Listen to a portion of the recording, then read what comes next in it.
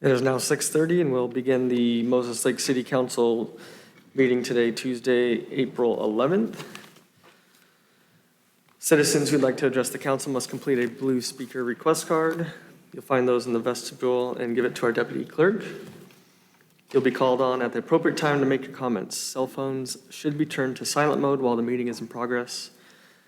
If for some reason we go past 9 o'clock, we'll take a short break and let the students that are in the audience get their paper signed so that they can go home. Will the deputy clerk please call the roll? Thank you, Mayor Myers. Councilmember Fancher. Present. Councilmember Swartz. Present. Councilmember Madewell. Present. Councilmember Skog. Present. Deputy Mayor Martinez. Present. And Mayor Myers. Present. Thank you. Councilmember Eck is not present. Can I get a motion to excuse his absence? So moved. Second. Thank you. All those in favor? Aye. Aye. Opposed? Motion passes. Please join me in the Pledge of Allegiance.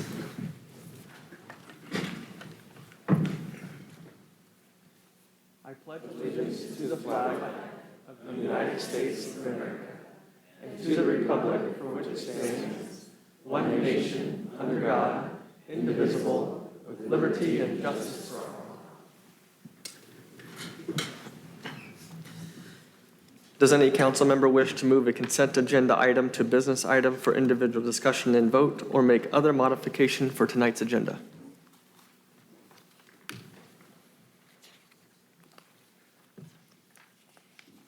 Need a motion to approve?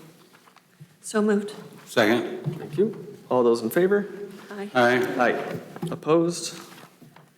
Motion passes.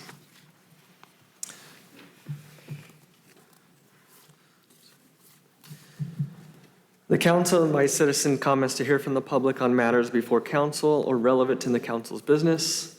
The council values free expression of all points of view as an important democratic value in the community. Each speaker is allowed a maximum of 5 minutes. If others have already expressed your views, you may simply indicate that you agree with the previous speaker.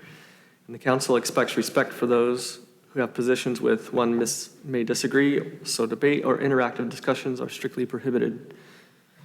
Please address your comments to the council, not to staff or the audience. The council may request staff's research comments received for potential future action, and please take private conversations outside. When I call upon you to speak, please begin with stating your name and city of residence. And we'll begin with Alicia DeLuigi. Mayor Myers, if it's okay, because I know that there's other people here that want to speak with regards to homeless, can I wait my opportunity to speak to you guys until after they're done, just in case there's something in my notes that I might have missed that is brought up and I have an answer to it or a solution, then I'll be able to eventually provide that. I think we only had one other person, Victor Lombardi. Thank you.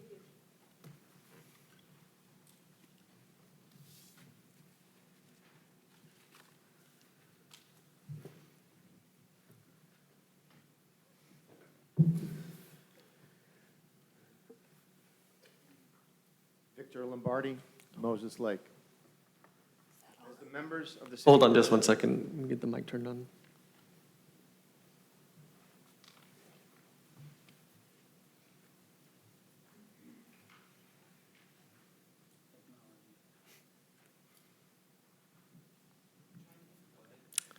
Victor Lombardi, Moses Lake. Thank you. No worries. As the members of the city council are aware of, your fellow citizens, the people of Moses Lake are not happy. This unhappiness is growing, and it's growing rapidly. People can see the mismanagement of the city. They can see the grift, the spending like drunken sailors, and the embodiment of rebranded Marxism. They reject transformationalism as a violation of their morals, cultural heritage, and religious beliefs. Many of you on the city council are third and fourth generations of this city. Could you honestly look at them today in what is taking place?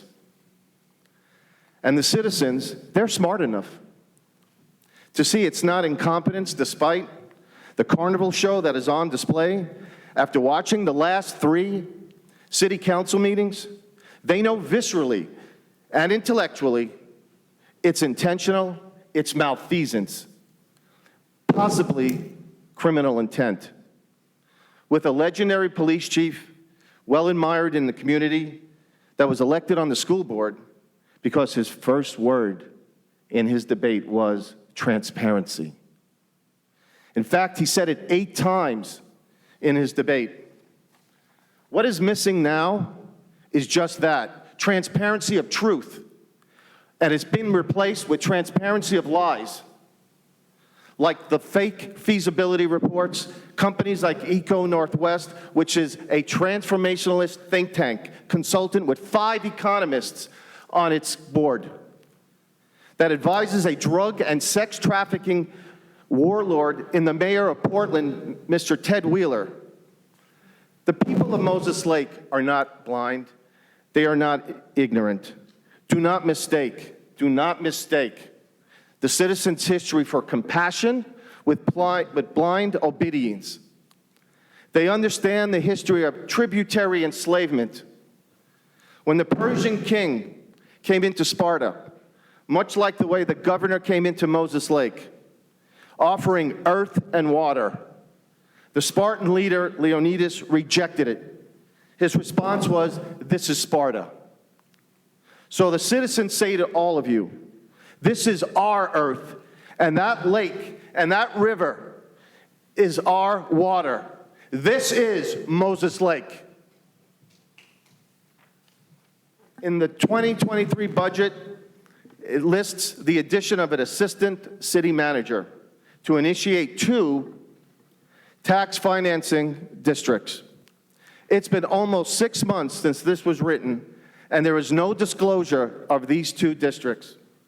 Moses Lake is a small community, and the word is the 2 districts have been identified.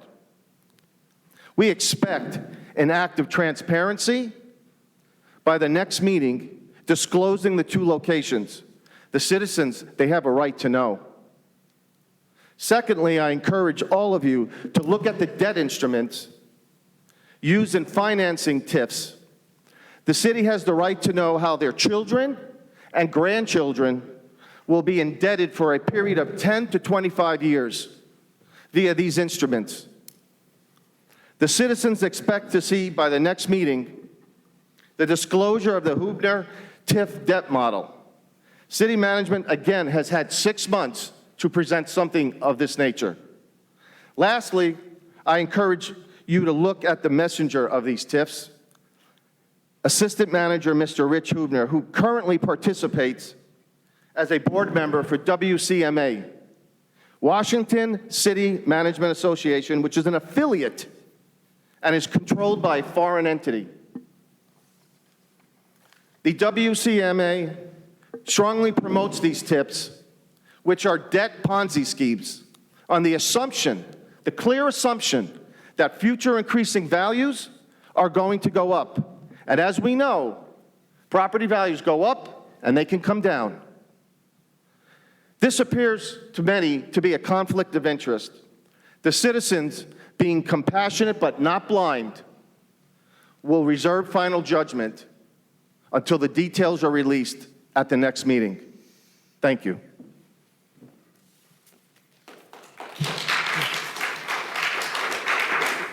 Thank you for your comments. Are there any questions or comments from the council? Hearing none, we can move on to Alicia DeLuigi.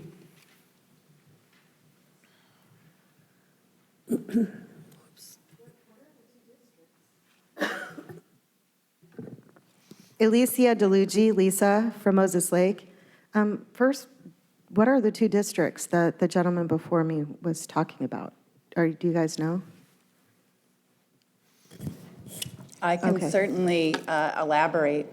In the overall process that was carried out with lots of citizen input about the future of Moses Lake, 2 areas were identified in need of reinvestment, or areas that would be seeing significant investment, whereby the establishment of this district would enable a mechanism to pay back infrastructure that needs to be put into place to provide for the revitalization. So the two areas that have been well documented in our comp plan and our economic development element, capital facilities plan, are the Broadway district and the Wheeler corridor. As far as I know, nothing's been set in stone. We haven't There have been. established those. Yeah, districts. the preliminary discussion at the MLED meeting about the potential of the Wheeler corridor. Thus far, we're working with the Department of Transportation to identify their timing since it involves the transition of a state highway. Awesome. I hope that answers the question that the gentleman had. I just want to say thank you so much for all that you guys do. Thank you for agreeing and sometimes agreeing to disagree, but yeah, at the end of the day, us working in transparency. And I appreciate you and I commend you. Last meeting, there was a lot of discussion with regards to the homeless, and as you guys knew, that I wasn't planning on speaking, but I was able to touch base a little bit and explain some of the things that are going on because it is a multi-complex issue. Recently, Patty Murray has secured $97 million in HUD housing to help out with paying for things for the homeless. Seattle's already loping up, Yakima's already loping up, Spokane's loping up, Tri-Cities is in consideration, but the question is, where's Moses Lake with regards to that? And can our local taxes pay for any necessary implementation to help the homeless out if it's mandated? In praises and prayers, we're looking at getting $4 billion through Washington to help out with homeless and affordable housing. The significance in this is those that have done their due diligence know in the nation, the best homeless model is in Texas, and that's mirrored off of a very successful model, whereas in the best in the world is Finland. They practically have a 0% homeless rate. Japan has a really low number homeless rate too, but it's it could be perceived as a little bit manipulative because they have over 30,000 hubs for internet where people go to stay the night and stuff. So they don't count them as part of those numbers, otherwise it would be higher. Why do we need stable housing and food first? We're dealing with a lot of people that are unstable. They have mental health illnesses, they have drug problems, they're abandoned by their families, they're hurt, they're broken, they're human beings. And in compassion care, when you look at the brain and the psychology development of the brain, when somebody is stuck in instability, they go through what is called a fight or flight response, and it affects the amygdala and the hypothalamus gland in the brain and can cause permanent damage. If we could get them in a stable home environment, first and foremost, then what happens is that level of stress from not knowing if they're going to have food, not knowing where they're going to sleep, is going to greatly decrease, and it's going to start to stabilize them. The number one trigger for diseases, the number one trigger for mental health illnesses, and one of the primary causations of people doing drugs is stress. So when we can put them in and alleviate those stressful situations, they will start to stabilize. They will start to see more clear. It won't trigger the mental health as bad as it is. It won't trigger the drugs as bad as it is. And once they're able to be more stable and see more clearly, they're going to be more likely to want to get off the drugs, to get the mental health care treatment that they need, to get the job training that they need. And there is successful models, and I've done my due diligence with regards to this. So I wanted to explain that to you. Some of the things that we're doing with the fentanyl problem, it's a huge issue. Okay, and Mexico used to deny it coming in from there. We knew it was coming. They were bringing the products, China was importing the products to Mexico, and the Mexican drug cartels are the ones that were making it and bringing it in. If you guys take the time out to Google Operation Blue Lotus, in less than a week, the numbers that they were able to round up and making the arrests and getting a lot of these illegal drugs from being prevented from coming into our state that is killing our society is huge. And the Mexican president recently asked the China boss guy, whatever you call him, the dragon or whatever he's called, he wrote him a letter asking him to, not because of any threats, but in humanitarian and compassion care, to help also regulate those products that are coming in that are bringing the drug, or the products that are coming in from China that the cartel are being able to use to make the fentanyl. And so, I mean, this is a multi-complex issue. We have to do something. And those are just some of the things that are occurring on a really big level right now with regards to this complex issue. On a local level, when we talk about food stability, right now I've been helping the Hope Source in trying to round up at least one warm meal a day. And we got Mondays taken care of, we got Wednesdays, Fridays, Saturdays, and every other Sundays. So I ask you and I encourage you to team up with maybe like a real estate group and stuff like that, or talk to other businesses and get them to commit to 1 day a week or once a month or something, so that we can fill in those gaps, so that we can take that high stress level and that instability and we can start dropping it down and bringing balance and harmony where these people need it. Because society is frustrated with this situation, and it's not you guys' fault. It's not their fault. It's, instead of pointing fingers and blaming a political party or blaming a group or an administrative agency, we need to stand together, we need to stand united, and we need to just all say, what can I do to help, and how can we fix this matter? And the more that we Alicia. can stand united. Your time is up. If you could do your Oh. closing statements. Oh, sorry. Thank you. Yeah, just if you could help get those food gaps, that would be great. And if you guys have any further questions, I'm on it on so many different levels, and I'm glad to help you out with anything. Does anybody have any questions at this time? Again, thank you so much for all that you guys do. Thank you.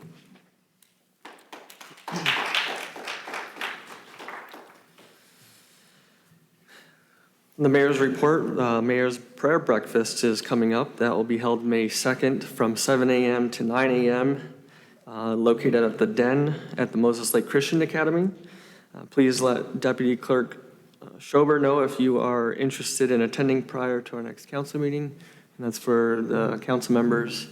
I believe those are priority, and then staff, if we have any available seats at that point. Yes, Tuesday, May 2nd, 7 a.m.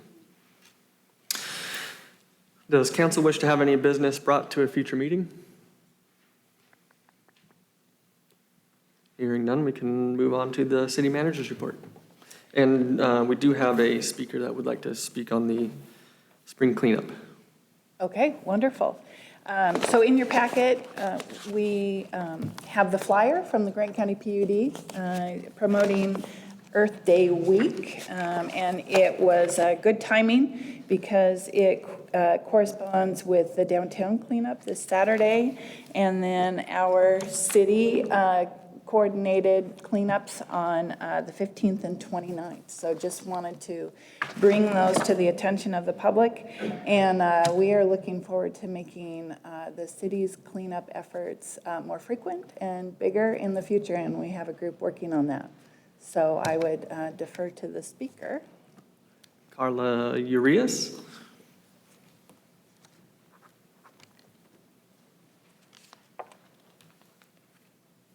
Hi, I'm Carla Urias, and I'm a resident of Moses Lake. City council members, after seeing the advertisement of the Downtown Cleanup Day, many citizens thought it would be a great idea to have the homeless help in cleanup.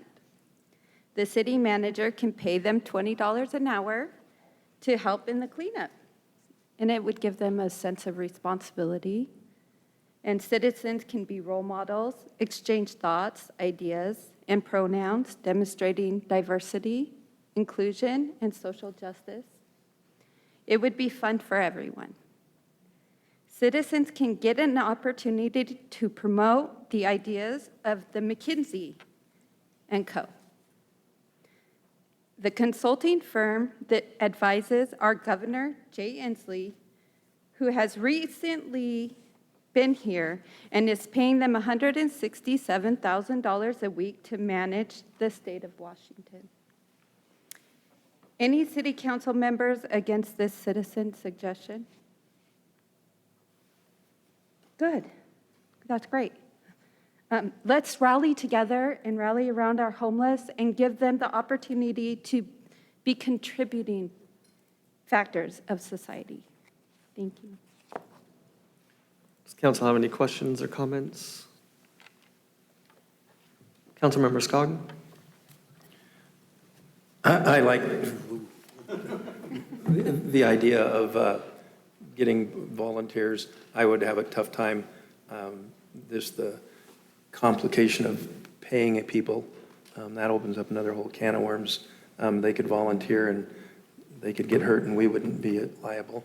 But I do like the idea of volunteers and getting people who cause a fair amount of that debris to be involved in picking it up. I believe Hope Source has organized something like that before where they cleaned up the Larson area. And there have been efforts with Serve Moses Lake in the past as well. I also have a meeting on the schedule with SkillSource, the college, to talk about a program that is a skill training effort, specifically working with that population. So I'm looking forward to that conversation as well. Deputy Mayor Martinez? I was just going to offer that we have in the past had homeless help with cleaning up. I mean, you may not know it, but they actually enjoy doing those things. It gives, like you said, it gives them purpose. But who does that? Who rallies them together and kind of leads them is not something I think that the city should do, considering the liability and paying them. But there are other organizations that have done that and have done that successfully. Typically, they'll gather them, sometime during the day. They focus on a particular area to clean, and for their efforts, they get fed. So it's not something that hasn't been done before. It's been done, and so I thank you for bringing it up. Okay. I will say that I really love this city cleaning. I love that program. As somebody who doesn't always have time to get to the dump or doesn't have a truck, it's been beneficial for me, and I appreciate that the program has come back so that other people can enjoy it as well, hopefully. Thanks. All right. Well, good. Let's just keep getting solutions. That's all it's about for our homeless. Thank you. Councilmember Swartz? Yes, thank you for your time. What I think I heard is just that we're interested as a citizenry in having this be a holistic effort. And I believe that's what we heard. So I would say it wouldn't be too much to at least perhaps extend a formal invitation from the city of Moses Lake to Hope Source to Sure. be involved. Sure. All right. I appreciate that.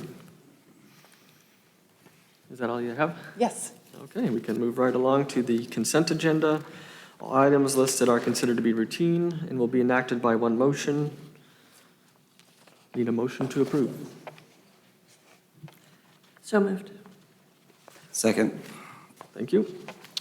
All those in favor? Aye. Aye. Opposed?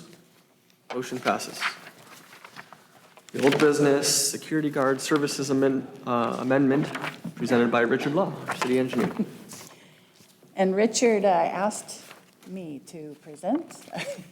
In our municipal services department, we have Richard and Tony taking the lead with efforts, and this was Tony's contract. So as has been presented to the Finance Committee and to City Council in regards to the additional security services that the city is seeking. This is a contract amendment that would provide for overnight security to do checks at various city facilities and do door checks and just well city services.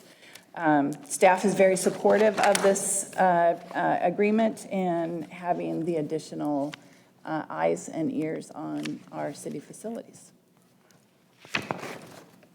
We do have a citizen that would like to make a comment on this matter. Dan Delano.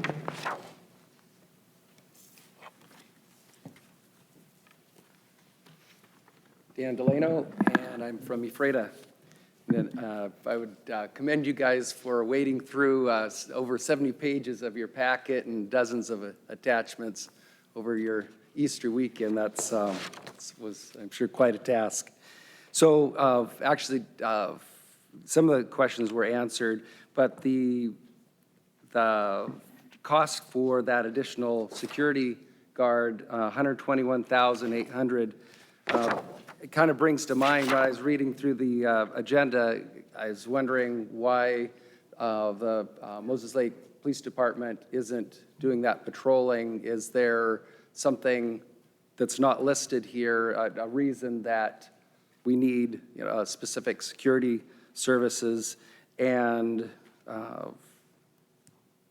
the other thing here was the language here, several designated city facilities. So it's not clear on, they're designated city facilities, but they're not specific. So I'm a little curious on that. And finally, the Moses Lake taxpayer cost for homelessness continues to climb with seemingly no end in sight. The taxpayers of Moses Lake would like to know if there is a comprehensive plan for dealing with the homeless. So that's short and sweet. Deputy Mayor Martinez. I can, from my understanding, to have our police do this patrolling is expensive. It pulls them away from what they should be doing, or what else they could be doing. But before we had security in place at the sleep center, we were having our police officers there, and that's overtime, so it's a lot more expensive, and pulls them away from their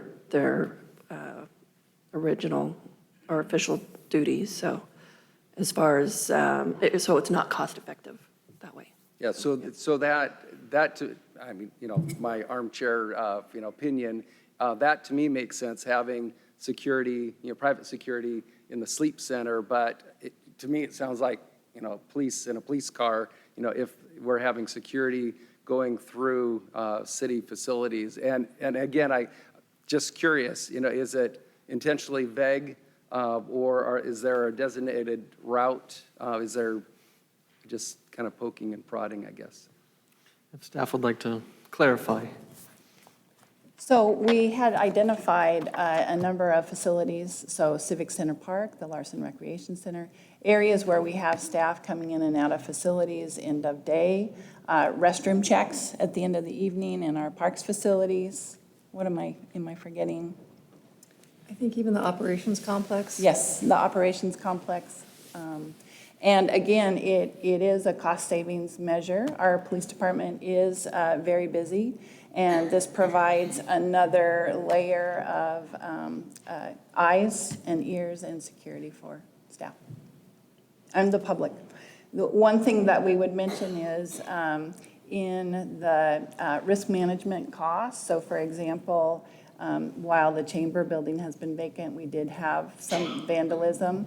And so just the cost of that one incident was nearly 50% of a year of this service to help us keep additional eyes and ears on facilities. And it's coupled with video cameras and other technology for the purposes of keeping our public facilities safe. And I don't know if Chief has anything you'd like to add? I would just echo that. I mean, We average about 5 officers that work at any given day or time throughout the day, and we're averaging between probably, I'm going to say conservatively, 80 to 120 calls a day in a 24-hour period. Our day shift handles 50 to 60, and our night shift is 30 to 50, depending on the night. So when you're averaging 5 officers and they're handling 100+ calls a day, unfortunately, we just don't have the time. We're too busy running from call to call. More reactionary. That Yeah. makes sense. Yeah. Okay, great, thank you. Councilmember Swartz. Yeah, what was the nature of the vandalism at the Chamber building? We had a break-in and use of the facility, and so there was quite a bit of destruction in regards to carpets, damages on the walls, et cetera. So about $50,000 in damage, water damage as well. So were people living in there? An over-the-weekend break-in, yes. Mm-hmm. Okay.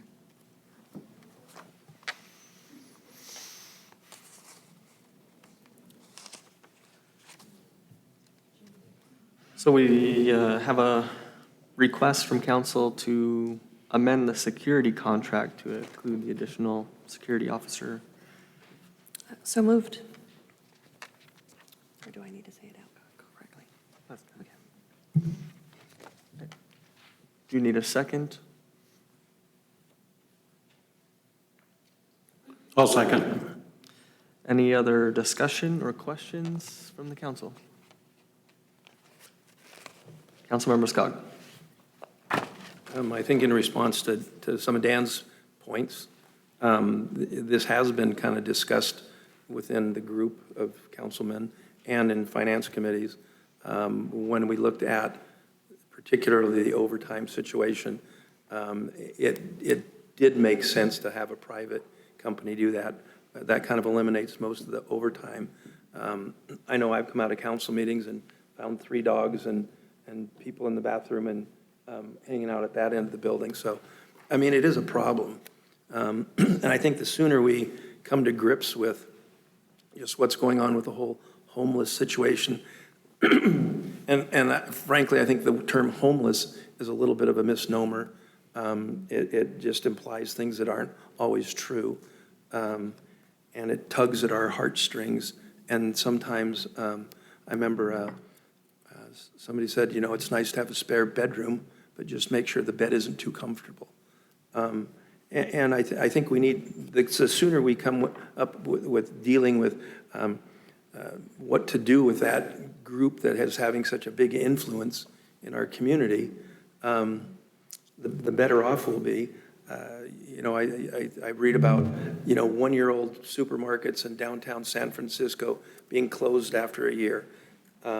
You know, with local businesses. I know Safeway is just bombarded with theft. I drive on up Valley Road. There were 13 shopping carts on Valley Road between Central and Grape. And you go, what's with that? I don't mind people, I mean, you know, they have to have a life and they are humans, but I guess as a society, somewhere along the line, we have to say, here's the rules. And this is what we do. And if you don't like those, you're going to have to either change the way you do things or change your location. But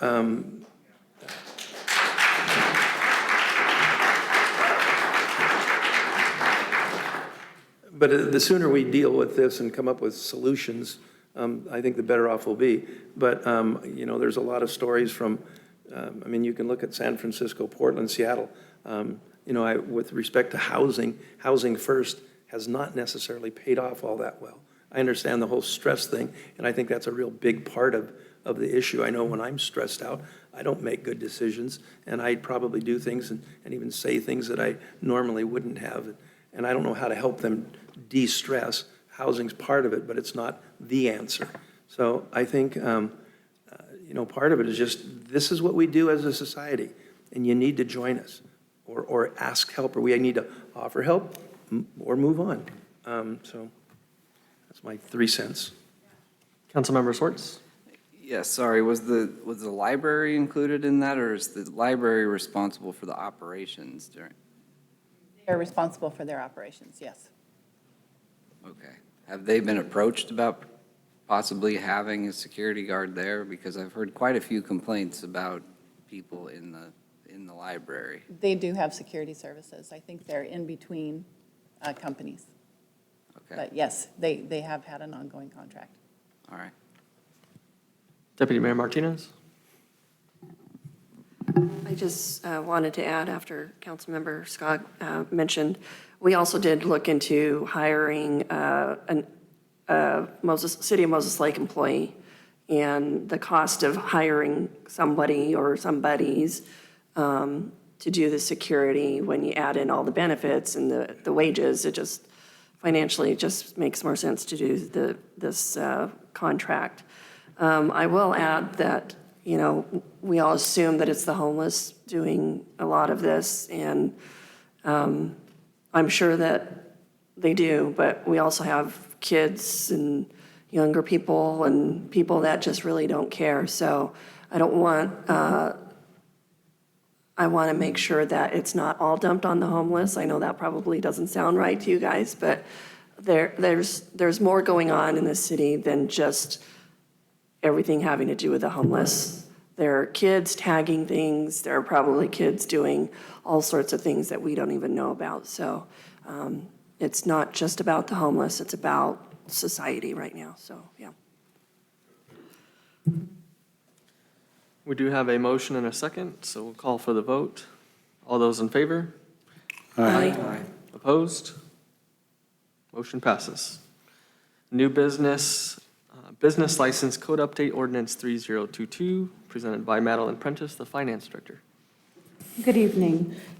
So the business licensing function used to reside in the Community Development Department, and several years ago it was moved to the Finance Department.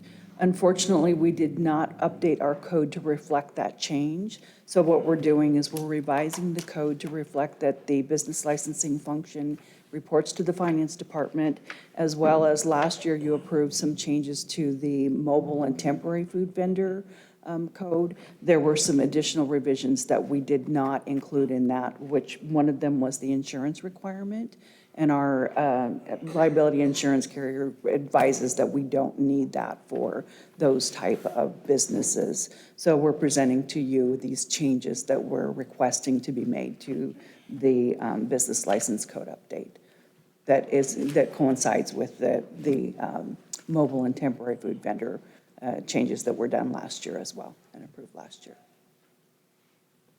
Councilmember Schwartz? Yeah, Madeline, if you can answer, when did that change occur from custody of that responsibility from the building department or community development? I'm not exactly sure. It was well before I started, I believe, and before Allison started here. So it's been some time that position was moved to the utility department. I just don't know the exact date. Jessica, do you know? I remember there was a state law change in how they collected that. Yes. And I think that's when the change was made. I'm pretty sure. You- Councilmember Scott? From that proposed change, it looks like the finance department will be very busy. Well, we have been. Seemed like a lot was piled onto your plate.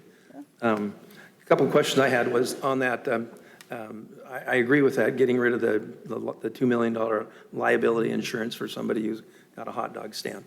Now, that only applies on private property, that does not imply? Correct. Are they still required to carry that if they're down at McCosh Park on the Correct. farmer's market? Yes. They're actually under an umbrella, so the event organizer is required to carry that insurance. But that's not each individual vendor? Correct, Okay. yes. The other one was talking about, and maybe Brett, you might have something to say about this, is as they're trying to figure out where vendors are going to go, and I know there's been some comments back to me about getting to it with the fire department about how, we can't authorize this because we don't know where the vendors are, but we don't know which vendors are going to be there, so we can't tell you where they're going to be because we don't know who they are. And is there something we can do to help them accomplish the questions that, or answer the questions that you have? Yeah, basically, like when we have big events, we just require a site plan that shows they have X number of vendors coming in, and we can review that for access points. I guess that was the rock and the hard spot was, I know there was a question mark of who the vendors are going to be. So if you don't know who they are, you don't know where they're going to be placed, which then puts you in a position to. It kind of depends on the size of the vendor. I mean, if it's just a standard food truck or food trailer, generally isn't a big issue. It's when they have a lot of canopies or that kind of thing that start to touch other vendors or get really close to the other vendors, or they bring in tents that it starts to get, it can pose some issues. And where they put their propane and how they establish their propane setup can be a big issue. So we try to get ahead of that as early as we can. Do you have people who could help them through that process? We do, yeah. Our fire prevention division So the organizers could say, we don't know for sure, but we think this, and you have staff that could walk them through that and get Yes, their permitting and going. the earlier we can get the information, the better off we are. Okay.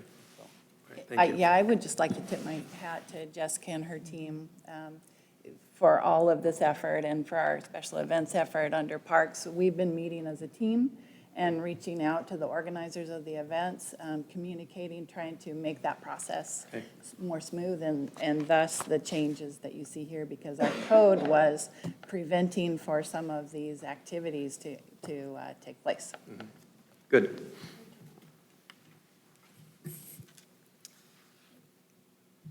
Do you need a motion to approve? I move to adopt ordinance 3022 as presented. Thank you. I'd second that. All right, thank you, Councilmember Scogg. Any other discussion? All those in favor? Aye. Aye. Opposed? Motion passes. Item number 4 is Water Conservation Code Fee Update Ordinance 3023 and Resolution 3937, presented by Richard Law. I will, so I'm going to turn the time over to Jessica. She worked real hard on, did you know about this? I was told that you were going to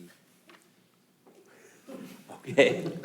So anyhow, Jessica has worked really hard with our water department and came up with some code language that was presented to our, one of our council committees here recently. And so I guess I would turn some time over to her to present the information that was given to the council committee and how we came up with the language for our proposed changes to code, and thank you.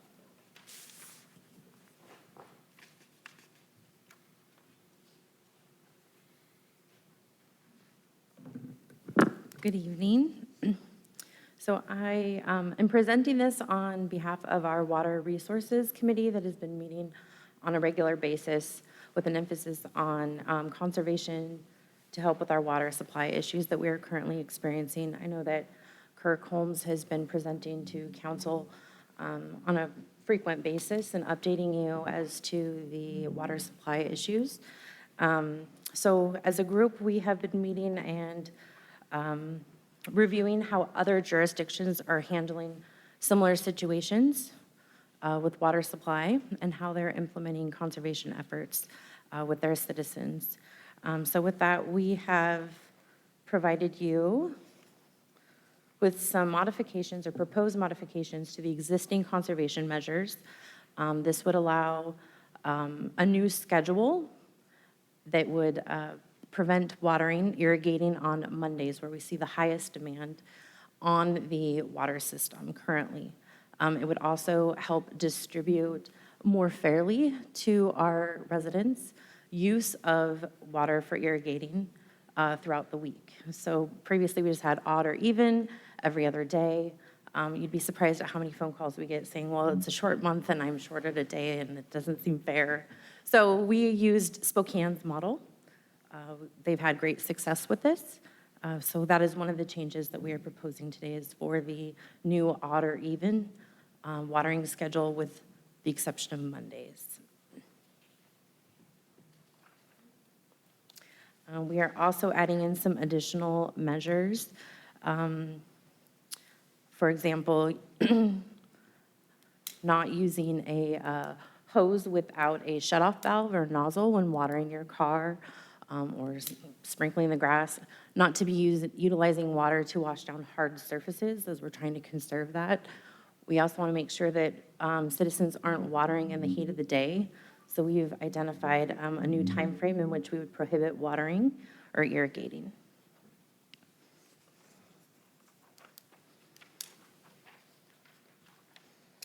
We've also revised measures. So we have the conservation is kind of the tier 1 that would be a year-round conservation. Previously, we had irrigating conservation measures in place from June through the end of September. We believe that as a community, we should try to conserve year-round. And because the seasons change, the weather changes, we should, as soon as we turn those sprinklers on, we should be thinking about conservation measures. And then it would also update restrictions and rationing.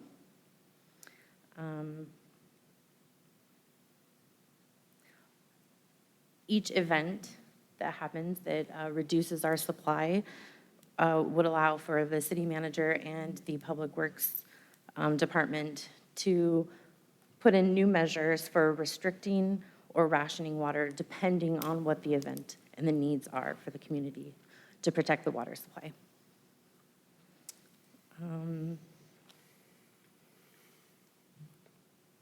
We are also going to require immediate attention to water leaks to reduce unnecessary water loss, allowing residents 72 hours after being notified of a water leak or discovery of a water leak to either stop or repair. And then there would be some penalties, including turning off the water meter if those repairs or stop do not occur within that 72 hours. And that would be managed by our water division through our municipal services department. Are there any questions regarding the changes that we've proposed? Councilmember Madewell? So what is the city doing as a city? What are they doing or we doing to conserve water as well? And then also, what is the school district doing? That's an excellent question. Thank you. So we have been working with our Parks Division and identifying areas that we could convert from treated domestic water to lake water to irrigate our park spaces.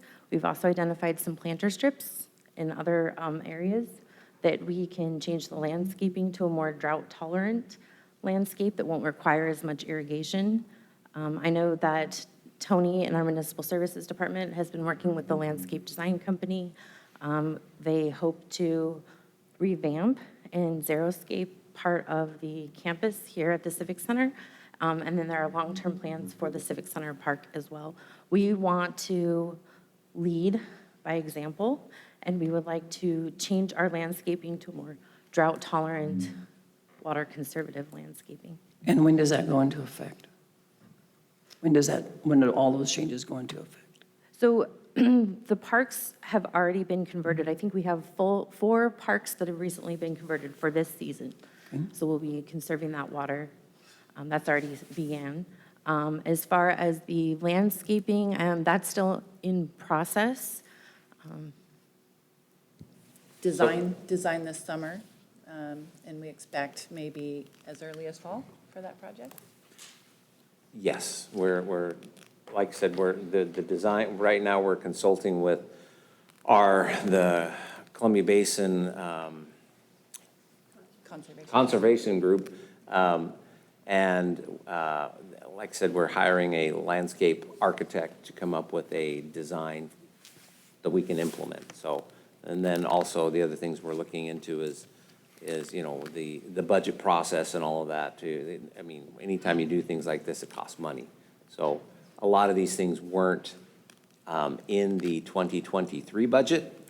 So we'll have to look and see where, like I said, we're trying to conserve as much water as we can, and identifying those projects that can be implemented hopefully in the next couple of years.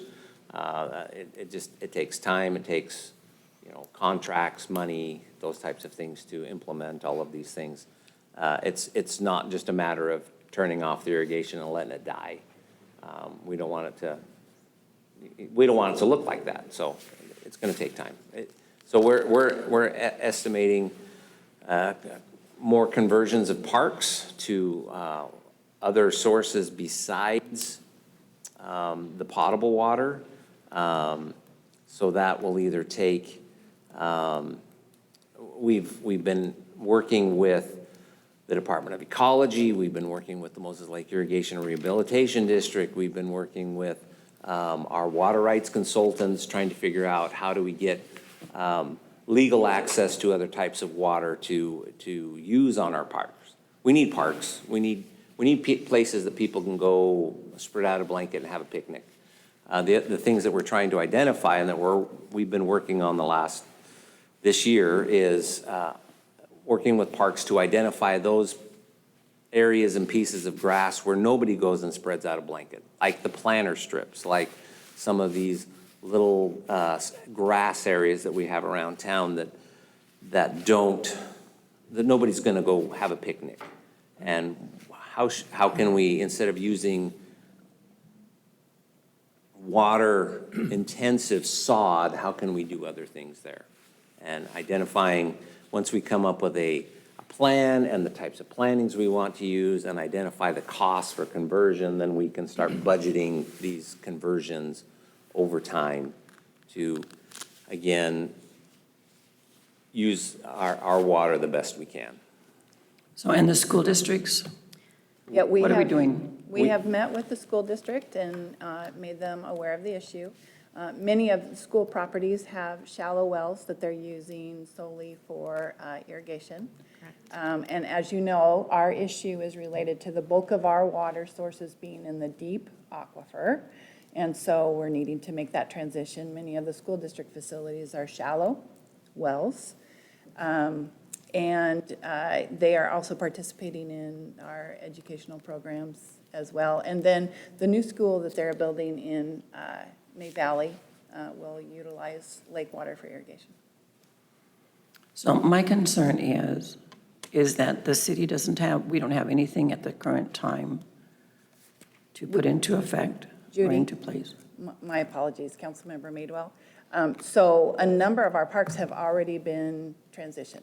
And so at our last council meeting, I provided a list of those as well. And in our packet, we had an additional project. And I understand that, okay?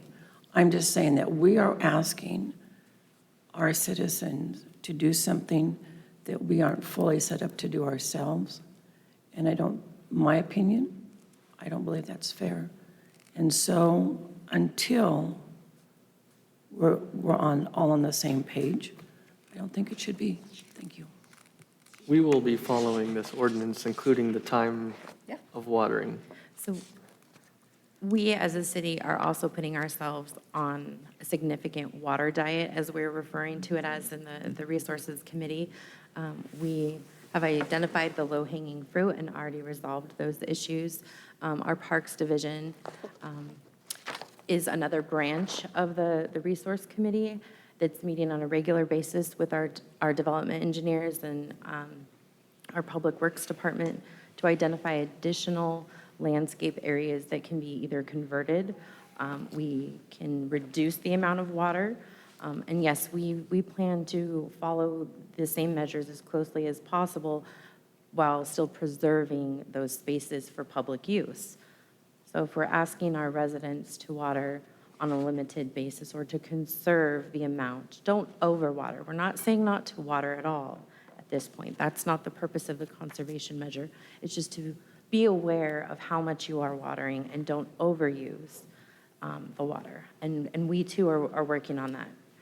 It's not okay to let your drip irrigation run down the sidewalks because you're overwatering, or to let a sprinkler head go unrepaired and waste water. So we're being very diligent as a staff in identifying those issues and getting those corrected as well. And that's what we would expect the residents to do. Monitor their system, their irrigation system, to make sure that they don't have leaks. Setting your sprinkler system up at the beginning of the season and using a set it and forget it approach is not going to help our conservation at all. And So I we're understand. asking people to just be aware, be cognizant, make the repairs. There are a lot of new technologies that allow people to use their mobile devices to monitor their water usage. If they upgrade their irrigation control, we think that that would be a great measure for people to use. Councilmember Scogden? Hi, Jessica. Thanks for your work. I think a conservation plan is a good idea. There are a couple of things in that plan that I would push back against. A couple of them were that the city manager and the water person decides new changes. I think I'd like to see those, if there are some efforts that have to happen, I'd like to see those come from the council that way. That was one. Another one was the function in there about monitoring rainfall. Yes. Okay, and then turning off your system if we had X amount of rain. I think that's something that just doesn't smell good to me. I get that it probably makes sense on paper, but I just don't see how citizens will practically do that. The other one was some of the things about the hoses, the on and off switch. I get that. I don't know how is there a hose end patrol? If we can't enforce it, I don't think it makes sense to put an ordinance in place that we'll never enforce. And if we did enforce it, it would just kind of be was the guy having a bad hair day and you pissed him off and so he's going to write you up. I don't want to put people in a position where they could potentially just almost by fiat get a ticket or get something, or they become, out of compliance. So I think those are some things that I would like to see reworded before I would vote for this. Okay. So I do, the approach we took is we still think that the education is first and foremost. It's the most important thing. So education, and we would still be utilizing a position to do enforcement. We do have the enforcement measures written into the code language. If we have a citizen that is not complying, not hearing the education piece, or being deliberate in their actions routinely. So we have the provisions in here so that they can enforce on it. But as a city, as a committee, we believe that the education is important, and we would still expect to do the outreach, even for a code enforcement officer to be making contact with a business or a citizen. We would do the outreach part. There is a written warning opportunity before any penalties would be assessed. But it does allow for it, the way that it is written currently, that if it's a repeat offense, yes, we do have the ability to enforce on that. Do you think that would have a significant impact on the water usage?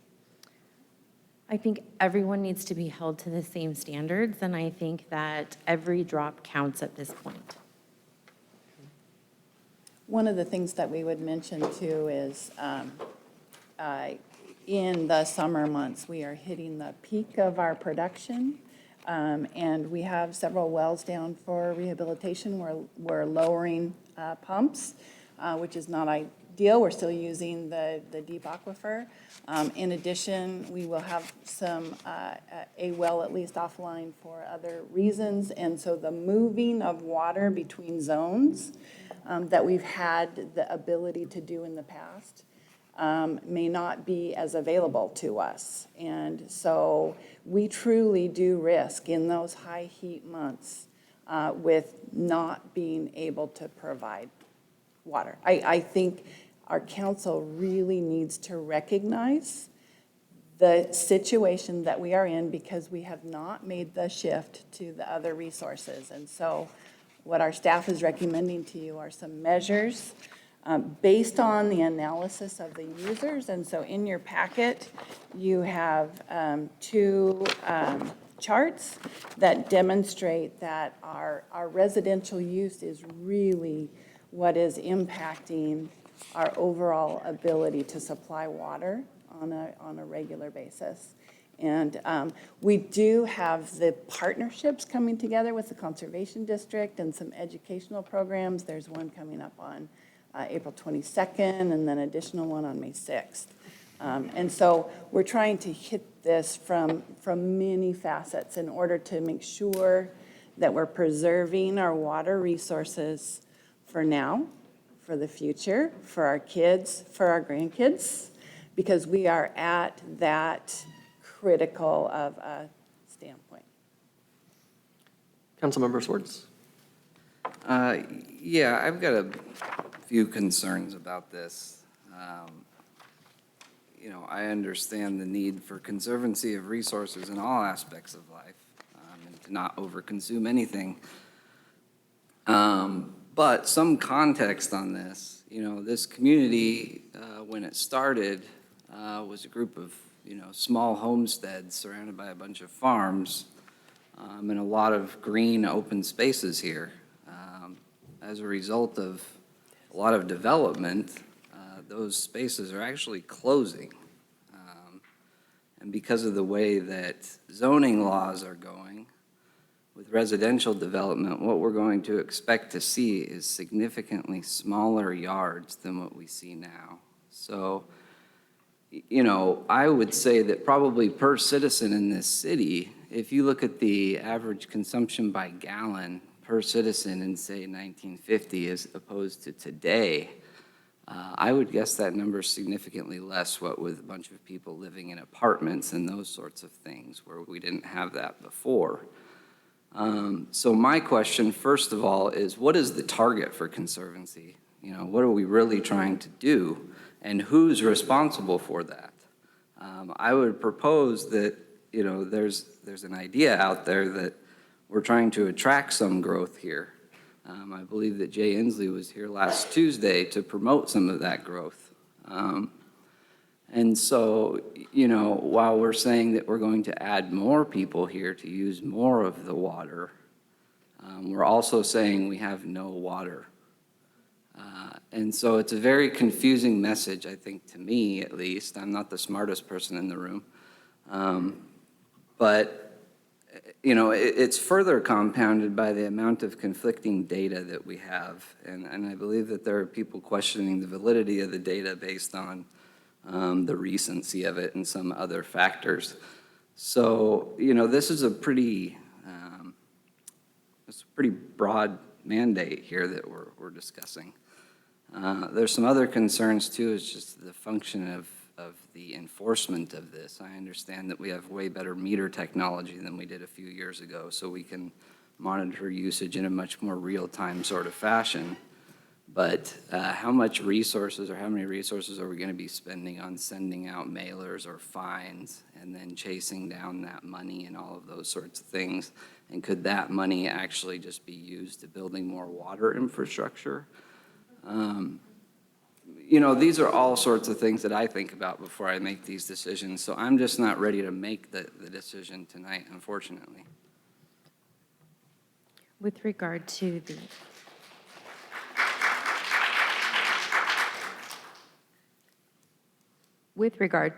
the enforcement piece, we had previously budgeted. We had a full-time enforcement officer dedicated for the water conservation. We are considering transitioning that into the water department rather than code enforcement, but that was a full-time staff member that was budgeted, utilized last year, and has been budgeted through 2023. Okay, and what are like the expected fines, or how does that work? Let's say I was not supposed to water on Tuesday and I used 300 gallons. What would be the expected penalty I would pay? So again, we would start with the outreach with the education and the warning. So we're building up before we just go out and start issuing citations. But those would follow our C penalties, which were adopted by council several years ago. They are in Chapter 1, I believe, and I don't have those in front of me. But there are different levels of penalties outlined. Madeline So has- around a minimum of $530 in some cases. And that's on top of the 400 and some I already pay per month in the summer. For your If consumption. I happen to overwater. So I do have those C penalties that my chair. Maybe I should buy beer to water my lawn with, I don't know. I do And have then, those C penalties. is there a sunsetting of this that we expect to see? So if we go through these conservancy efforts, but we're also taking efforts to expand our water supply, when will these expire? So I think certainly, council, if you wanted us to take this ordinance and look at a couple of the actions that are concerning for you, and if you want to put a revisiting provision in there, we can certainly do that. The monitoring of this work happens on an annual basis because we have to report our water usage on an annual basis. And our water comp plan will have targets for water conservation. Preliminarily, I believe we were looking at 10% a year. And so we can bring back that report as well as this ordinance if you want to have a sunset provision in it. Okay, I'd make a motion that we table this. Okay, thank you for your time. We do have further discussion. Okay. So before we get too far, I'd like to just jump in here. So I do agree that a sunset clause would be beneficial just to revisit to see how we're doing. And if we are making way with our water source, and we do have more availability to be able to pull back a little bit to allow, the citizens ease of use.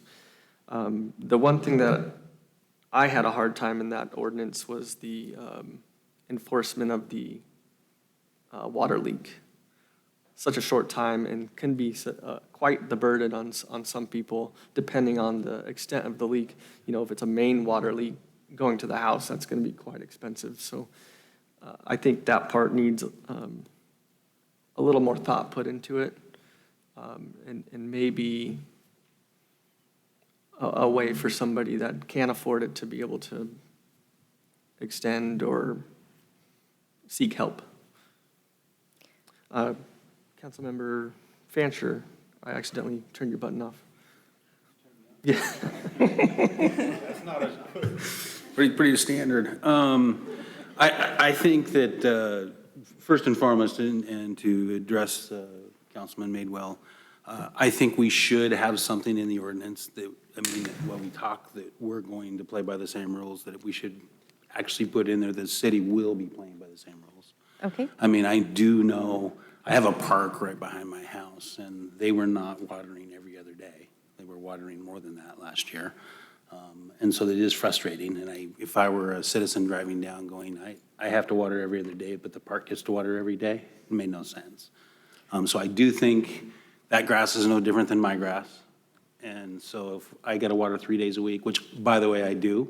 I'm for those that know me, I grew up around turf grass most of my life as a golfer. You do not have to water your grass every day. But on the same token, the city should play by the exact same rules. So, and I would like them memorialized in whatever we bring back. I know that the Parks Division does need to do upgrades to their irrigation systems to automate some of that. Currently, they have staff members that go out and turn it on, change the sets, and they're moving to multiple areas throughout the day. So I know that that is on their to-do list, but there are some budgetary restrictions that's going to have to be a phased approach for some of those areas. But where we do have the ability, absolutely. Well, it's the going same to as be a with homeowner. priority. Homeowners are not all automated. That is correct. But we are also delivering more than 50% of our water in the peak irrigating seasons to our residential customers for irrigating purposes. So I think we also have to really consider that. They are the largest user. That's where the demand on the system is coming from, and not necessarily from those park areas. So all the council members have had an opportunity to speak. I'd like to just remind everybody that try not to repeat yourself. And if somebody else has already stated that opinion, just say that you agree with so-and-so, just to keep the meeting under wraps. And the motion to table is still standing, so we will discuss this if the council wishes at a future time. So we'll continue on with Councilmember Madewell. I just want to know, you said education to the citizens. What is the plan for that? So we are working to develop some leak detection literature to go out to help people. A lot of leaks go undetected for extended periods of time, and if they are caught in the early phases, they can be less expensive for homeowners to repair. So we're working on some literature for that. We also have some flyers drafted with conservation measures. We also plan to we're partnering with the Conservation District. They have some great information on xeriscaping, native plants that don't use that much water. So we're going to be promoting that as well. So those are just a few of the many things that we are currently working on so that we can spread the message. We also want to make sure that people are aware of just being water wise and not using more than you need in order to keep your grass healthy. So educating them on what that looks like.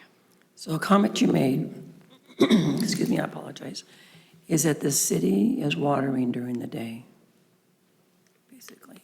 You said that we have employees going around, and so we're watering during the day as well? In some cases, we do have to do that, yes, because we don't have automated systems in place currently, but they are on the to-do list. Okay, and then going back to the literature, is that going to be put in like a utility bill? How are you going to get that information out? So we have a consulting firm that's helping us, PRR, with the public outreach and various campaigns. Yes, we will have inserts in our utility bill. We'll have messaging in the utility bill. We'll also be utilizing our social media platforms, the website, and PRR is also helping us get a little bit more creative and think out of the box in how we deliver these messages. Deputy Mayor Martinez. Hi, Jessica. Thank you for being so patient with all the questions. I think some of those questions were actually answered in the packet, especially about the education, about it being in the bill that comes in the mail.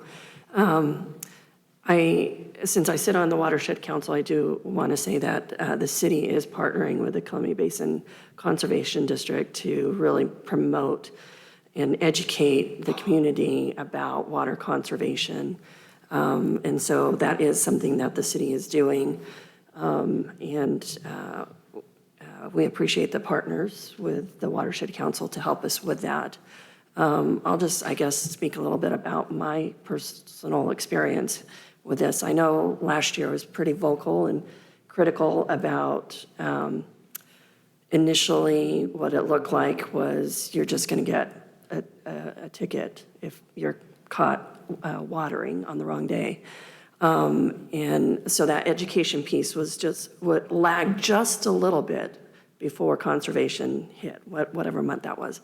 But I think that the city's done really well about making sure that that education piece is in there prior to us hitting our conservation months. But I also appreciate that there are plenty of warnings, and I say this with my personal story, that I thought that it was a particular day, and so I watered my yard, and come to find out with the warning tag on my door that my days were totally wrong. And so that helped me to make sure that, I had the right dates and that I had my sprinkler system automated system set correctly.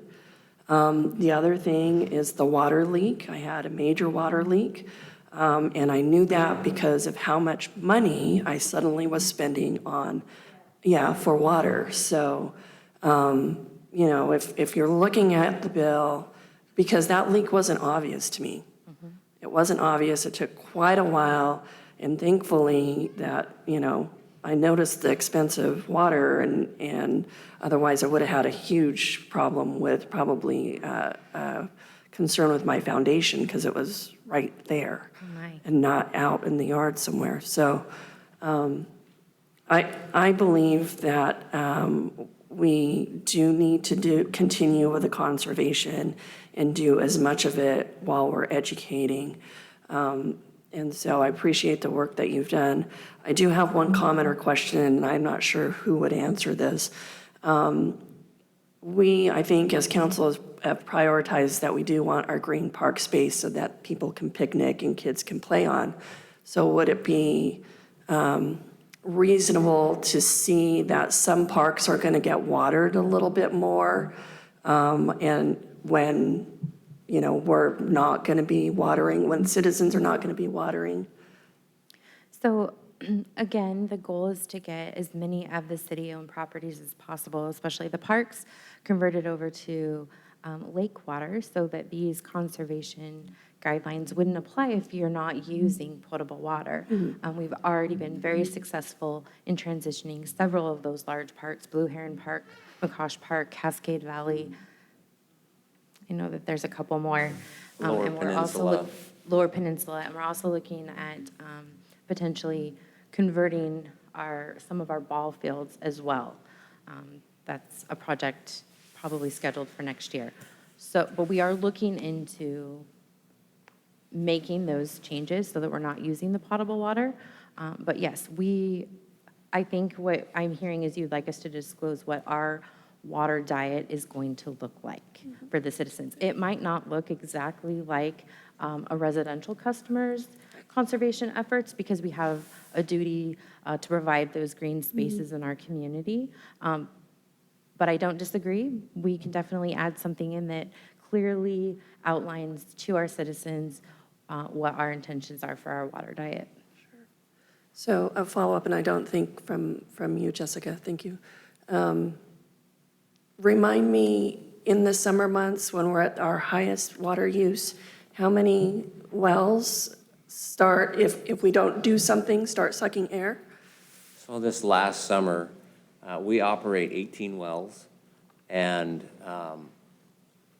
this last summer, we had to throttle back to prevent cavitation 6 of our wells. So a third of them. A third of our wells, because during the summer months, with the intensive, not only we're having to pump harder. Again, if you look at your packet, in the winter months, in December, we're delivering 3-ish million gallons a day.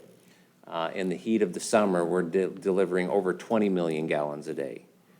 And so we have to pump our wells a lot harder, which draws down it's like a milkshake. That's, when it's traveling through the earth, it creates this, what they call a cone of depression. So it draws down further, it doesn't recover as fast. And so again, as you get down, you're sometimes get to where you're exposing those bowls, you're cavitating air. So that's one thing we're trying to do this year is we have several wells offline right now because we're dropping the bowls. Some wells, we can't drop the bowls any farther because we're at the bottom of the hole. So again, our biggest thing is, and like Jessica was saying, we're working hard to, with our green spaces, to be able to take them off of the resource we're trying to conserve. We know that, and it's been proven over 50 years of data, multiple reports, that deep aquifer that we like because that's the best water. It's clean, it's old, it's 10,000 years old is what they estimate. That's not being recharged. We like that water because it's old and it's clean. And so that's what we deliver to our customers for drinking water, which is also used for irrigation water. That's how we've typically used it in the past. That resource is we've been essentially mining that water for generations now. And it's getting to the point where, because it's not recharging, and this is not unique to Moses Lake. This is all over the western United States, all over the world where we have aquifer depletions. So we're trying to transition our parks to other sources of water that don't need to be treated. So lake water, or in some instances, shallow water, these upper aquifers that are recharged with the irrigation project and some of these other things. If we can get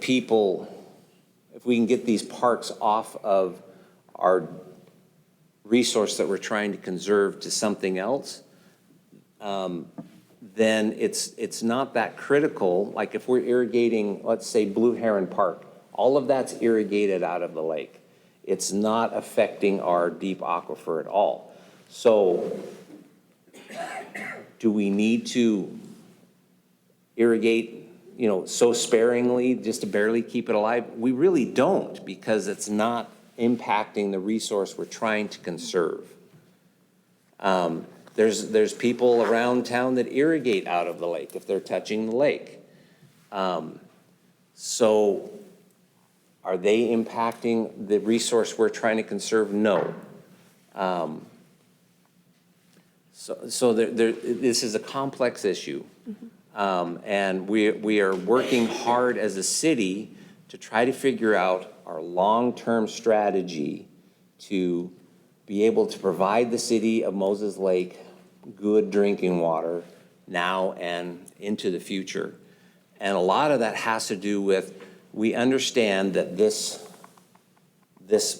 aquifer that we've been mining for years, not only us, but the farmers in the Odessa area and all over the Columbia Basin have been mining this water to drive the economic engine. That is the Columbia Basin. So we need to find access to other areas of water. The good news is, that I keep telling people, is we live in Moses Lake, and there is water here. Unfortunately, as the city of Moses Lake, we do not have legal access to this water. I can't go put a straw in the lake and start putting it in the pipe so people can drink it at their house. I can't do that. Of course, I would have to treat it, but I can't put the straw in the lake because I don't have legal access to that water. And so we're working with, again, our state offices, Department of Ecology, Department of Health, the Moses Lake Irrigation Rehabilitation District. We've reached out to the Bureau. We've reached out to the not MLIRD, East Columbia Basin Irrigation District, trying to figure out, are there partnerships, are there ways that we can get legal access to other sources of water that we may have to treat. If we can get legal access to Moses Lake to start using that in our water system, we're gonna have to build $30, $40 million treatment plant to treat that water, which is gonna have to be borne either we're gonna have to get help from the state, or we're gonna have to raise our rates a whole lot in order to do these things. So it's a real complicated issue, and right now what we're trying to do with this ordinance is to slow the engine down. How much water are we sucking out of the ground every year to irrigate our lawns for those users that have to irrigate their lawns with drinking water? And so, that's what we're trying to accomplish. And like I said, we're looking at, as a city, we're exploring as many options as we can to see, can we lead by example, and how can we do this? And it's not instantaneous. It takes time, it takes money, it takes planning. But we're on the way. We're not to the point today where we're gonna have to shut the water off tomorrow. But if we don't start with real intent and conservation as a community, within the next generation, we will be to that point if we don't figure something out. And it may take acts of Congress, it may take acts of the state legislature, it's going to take political will, it's going to take money, it's going to take time to correct this, but now is the time to really start looking into this and moving these things forward. And it's going to be painful in some instances as individuals and as a community to make these changes. But in the end, it will make the community more resilient and set it up for its long-term future. So if we went by this new schedule or ordinance, then, say me again, I would maybe water 4 days a week if I were, now I could water 4. Here with this new ordinance, it would be 3. So I'm cutting a day, correct? Yeah, right, yeah. You're getting one extra day every 2 weeks. So 1 week you'd have 3 days, next week you'd have 4 days. Right. And then if we do this new ordinance, how many days? You'd It's get just 3. Yeah, 3 so days every week, It's just 1 day every 2 weeks. every 2 weeks that we're being asked to cut back. That doesn't sound like a whole lot, individually. But I imagine when you look at how much water we're using, it could very well be a lot then. It could make a significant impact, yes. Okay, thank you. Councilmember Skog? Richard, I can't wrap my head around that we can't suck water out of the lake. I'm a ratepayer in the MLIRD. I can do that. I have right to that water. Or what do I pay that tax for? And I know the city in the irrigation district pays into the Moses Lake Irrigation Rehabilitation. So I guess if people can, it seems to me the only issue is I can't get a hose from my house to the lake. But everybody who lives on the lake and who is in the irrigation district can put a hose in the lake and water their lawn. So I don't know why I can't, and if I can't, I don't know why we can't. That doesn't make any sense to me. I think he's referring to the legal access for the potable, making it a potable source. Correct. The problem is, if 80 years ago, the city would have started putting in a parallel system, similar to like Kennewick, or there's several areas around where there's a separate potable water delivery system and an irrigation water delivery system. Excuse me, that's, to me, that wasn't the issue. The issue was, do we have right to that water? I think we do have To right. deliver it as drinking water? No. But just to suck water out of the lake. What we do with it, whether it's an irrigation system or goes through a treatment facility and then becomes potable water, why? No. We don't have the water right to suck water out of the lake, even though we pay into the district for that right? Again, these are some of the conversations we've been having with the Department of Ecology, the Office of the Columbia River. They've been in contact with the Attorney General's office, with our legal counsel, and some of these others in that, how can we utilize that water right? Right now. But we do have the right. For irrigation. For irrigation. So I can't suck it out and put it into our potable water system.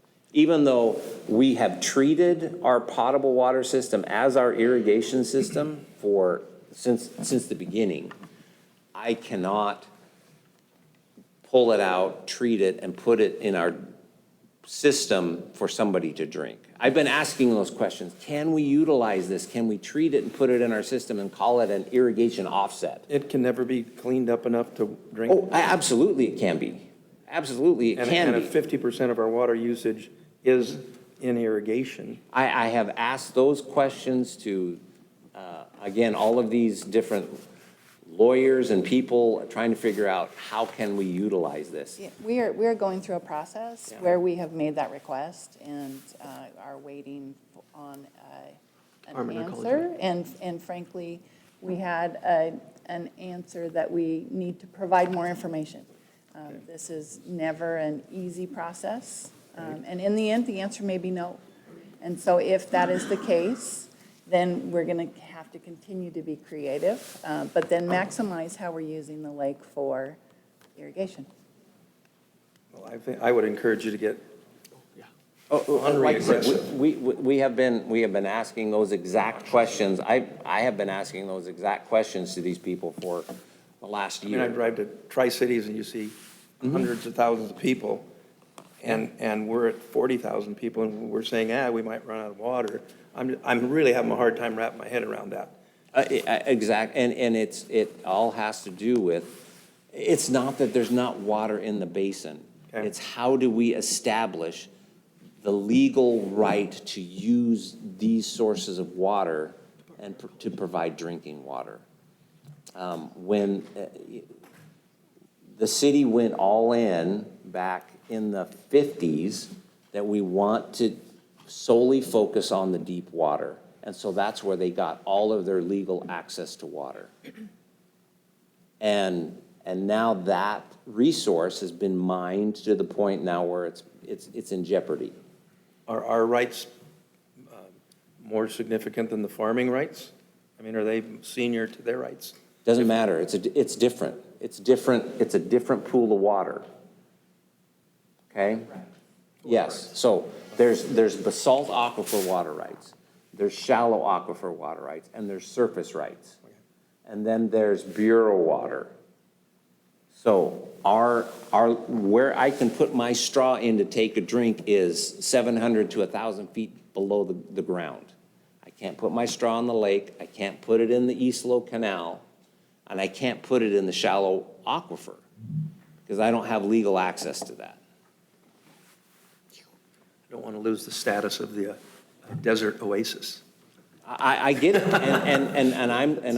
we are doing everything we can to try to figure this out, because we know, and we've started now, because we know it's gonna take time. This isn't gonna be solved in 6 months. It's not gonna be solved probably in 10 years. But if we start now, and if we pump, as Kirk likes to say, if we pump the brakes on how fast we're sucking on the deep aquifer, maybe we can slow it down to where we can maintain, and reallocate that water. It's not that we can't pump the water out of the ground. It's, do we want to put it on sod grass, or do we want to use it for a new business? Or do we want to use it for a new school? Those types of things, versus just putting it on sod grass. Because that's the most intensive use that we have in the summer, is irrigation, which equates to watering grass. We do have a citizen that would like to comment on this matter, Ron Fody. I think I pronounced it right this time. Thank you, Jessica. Ron Fody, Moses Lake. I agree with your position, Richard, I think it is. Yeah, I have deep wells too. There are fissures, and when you say you have 18 wells, 6 of them you have to shut off or gauge back. I understand that. We have wells out east of our property that we have that July surprise where you just have to shut it off. It doesn't work anymore. I agree with that. I think a lot of it is we're going after little fish, and I agree with the gallant effort. I don't like ticketing people. I don't think that's quite kosher. It frustrates people. I think we need to be more unified. I've worked with water resource groups.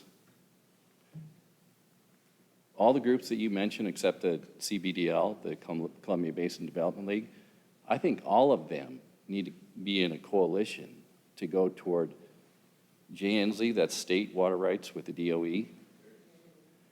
We need to talk with Patty Murray, Maria Cantwell, Dan Newhouse, whatever other representative there is, with this coalition of the CBDL, the MLRED, City of Moses Lake, Tri-Cities. We have the Columbia River putting out millions, the farmers only use barely 3% of that water out of the Columbia River going through the canal system. That's federal water that we have surface water available to the farmers. And it's very important to that, to the farmers.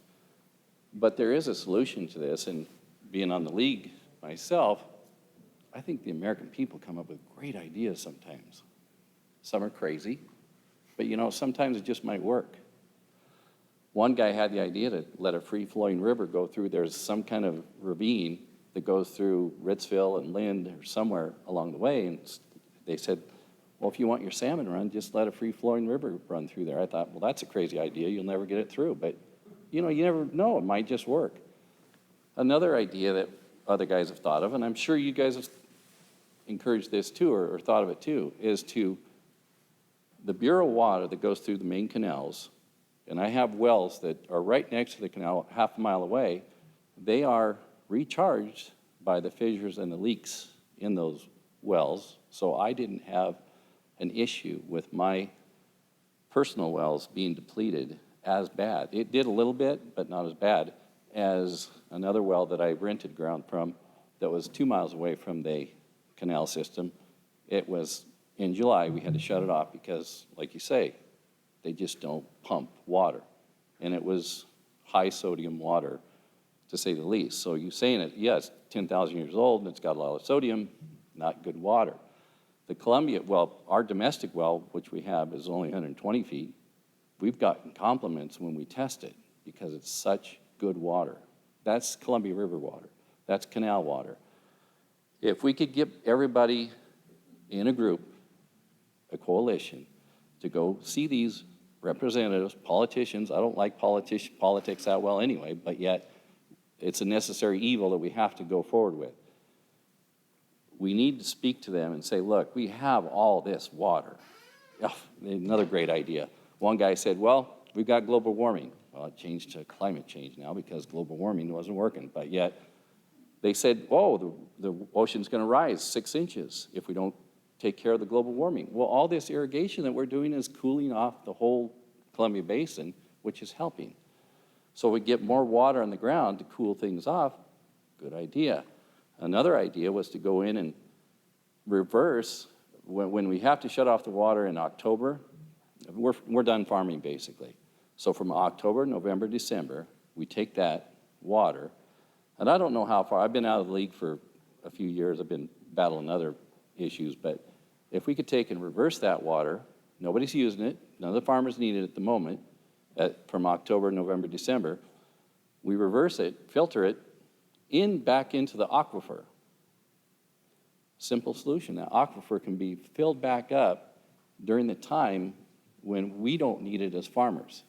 Now that's a federal water issue, but if we get Jay and Patty Murray and Maria and Dan Newhouse, whatever other representatives, it covers the whole state. It doesn't have to be Democrats versus the Republicans. It can be like unified thing. So we can work together on this. So what you say, all those things are true. We do go, if you drop that well, either the hole is crooked or you're at your limit. And to go deeper, it doesn't help that much because you get higher sodium water the deeper you go. It's true, there is depletions, but at the same time, some of this water does get replenished by some of the fissures in the basalt that is, like my wells do, firsthand knowledge, it gets replenished somewhat. So maybe 12 of your 18 wells are getting replenished a little bit. But at the same time, I do agree, we have to do something proactive, and I appreciate the small efforts that we have to take, but the big fish we got to catch is to reverse that water and put it into the aquifer, the Odessa aquifer that we say is being depleted. It's true. So, something to consider. Thank you. Thank you. Thank you. Thank you, and all of those actions are a part of our water plan. We'll be hearing back shortly on our aquifer storage and recharge grant. That's been in process of application for actually about 9 months. The Columbia Basin Sustainable Water Coalition has been meeting on a regular basis. They have a trip to DC planned in May. So there is amazing work going on trying to think about this conversation regionally. And so really, our city effort is to try to do our part as a part of the Columbia Basin project. So we do have a motion to table this item.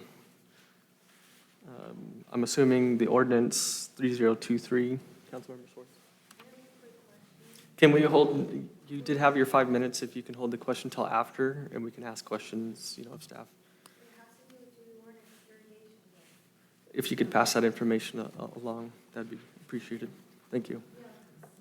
To answer your question, Mayor Myers, yes, that was, I did make a motion to table the discussion about Resolution 3937 and 3023. Can we do them together, or do we have to do them separate? Did you want to table those to the next meeting, given the feedback that staff had about changes? Yeah, or possibly 2 meetings, maybe? Okay.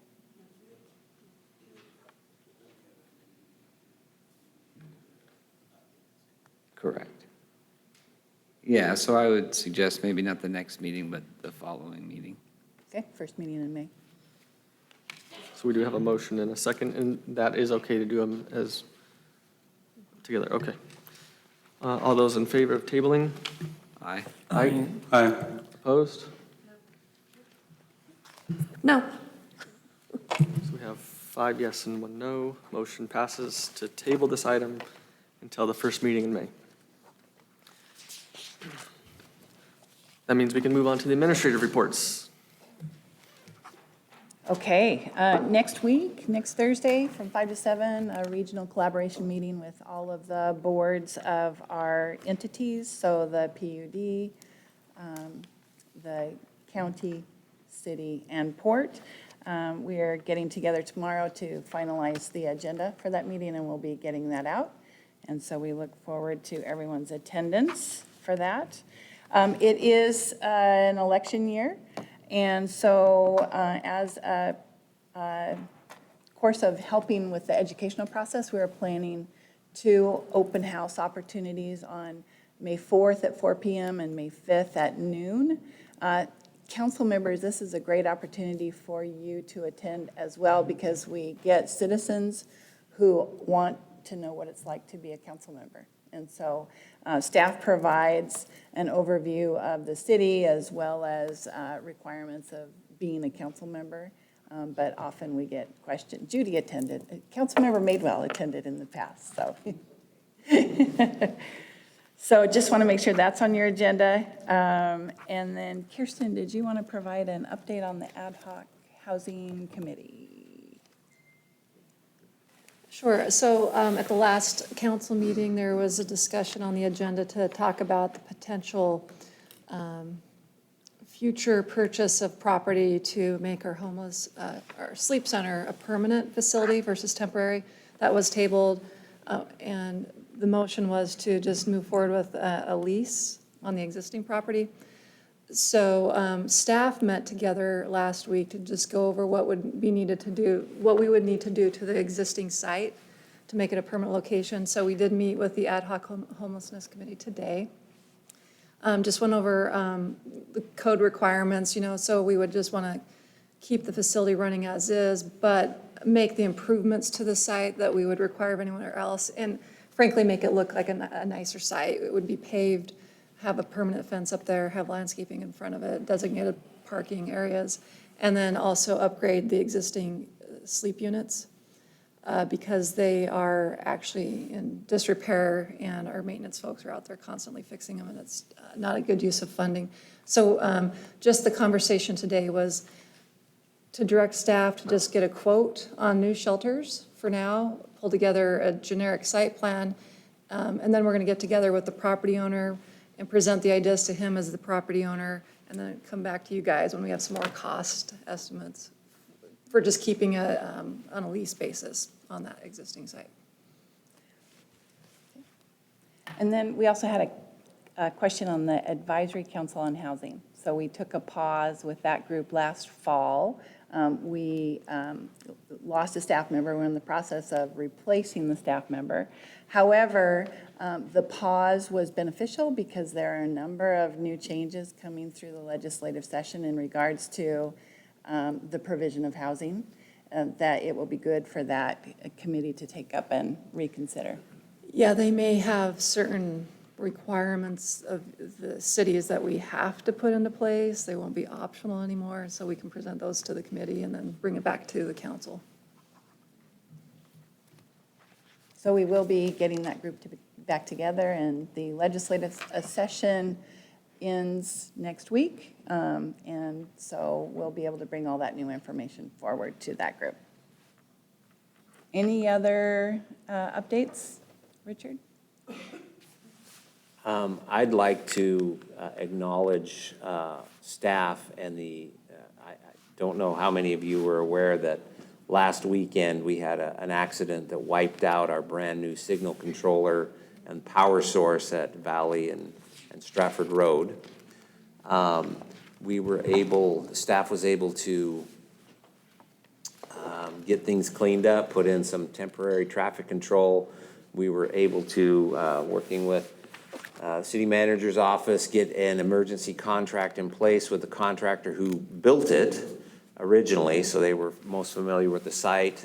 They were wonderful. They came, rearranged some schedules, and within essentially 2.5 days, it was back up and running again.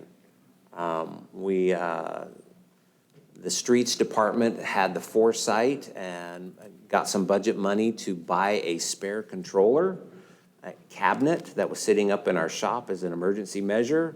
In order to put that in place, we ordered another cabinet to replace that for our emergency cabinet, and it's 7 months out.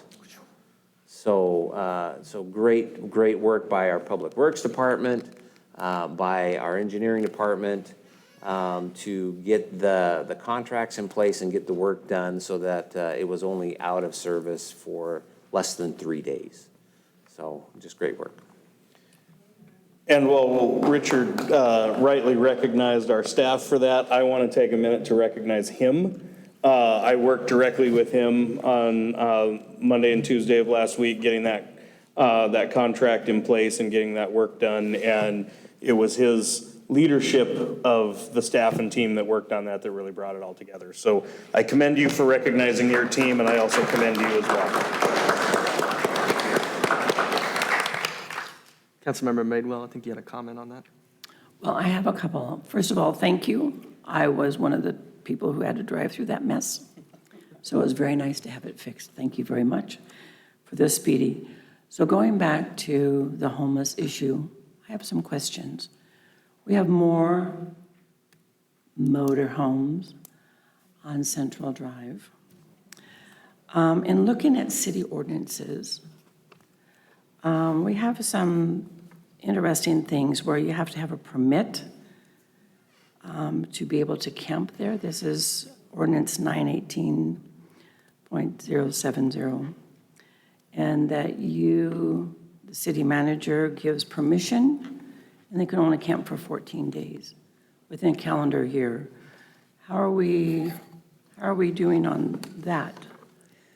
So again, that goes back to the work session in the Homestead Act in regards to this issue, another state-created issue. So after the work session, directed Rich, he is looking at all of the city's surplus properties. We will go through those with staff and also talking to other entities about potential surplus property they have.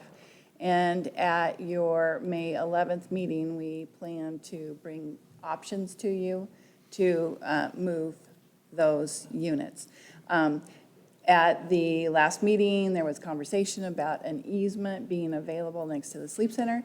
That is an easement that provides access to the properties behind the sleep center and provides access for fire. So that easement cannot be blocked with, and as well as in my conversations with the adjacent property owner prior to the sleep center going there, it's a shared easement and they were adamantly opposed at that time.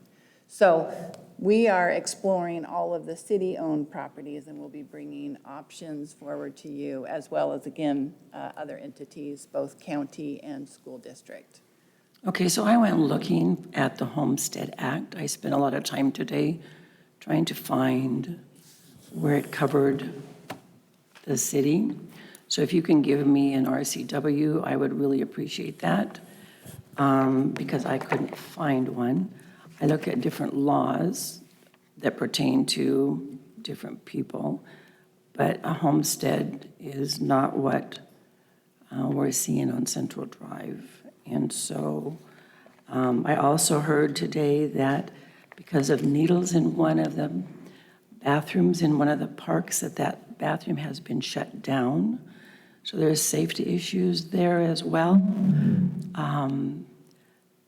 But like I said, according to our ordinances, they can't park more than 14 days in a calendar year.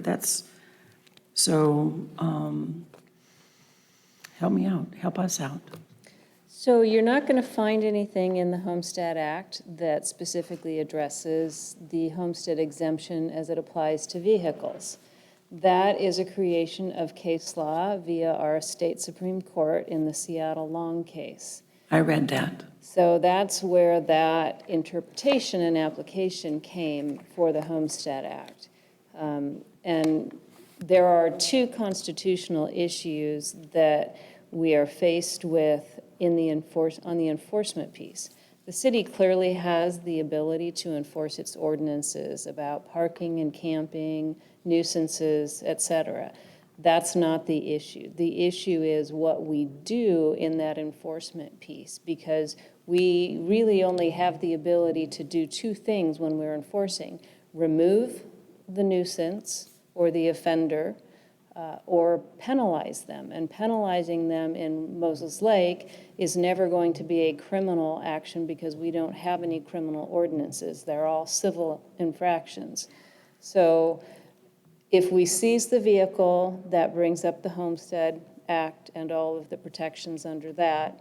If we attempt to levy a fine or charge impound fees for removing and storing, or having a tow company do that, then we run into the excessive fines constitutional argument, which was also brought up in the Seattle Long case. So what about just having them move on? If we have 14 days that you can park, and then you can't park any longer for the calendar year, and 99.9% of them have been there for over 14 days, and they're a risk to the health and the safety of our citizens, of our children. It's not fair to them.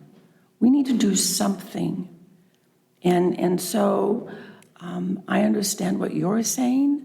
I read the law, I read the suit. There were several that I read today, but we've got to fix it. And we can't, it has to be sooner than later. We can't do this anymore.